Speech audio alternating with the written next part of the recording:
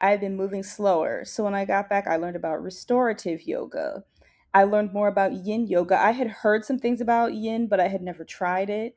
And now I am in teacher training programs for both of those because I have identified that those are the yoga types that I would like to teach. I think that there is so much healing in slowing down. And when it even comes to now my practice, I have not really consistently been practicing hatha or vinyasa style since I have been back because I had to quote unquote be a beginner again already.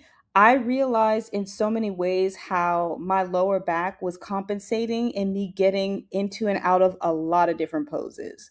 So I have been focused on slowing down my practice to just to ensure that my um what is the word that my I just had it and I lost it. My form, there it is.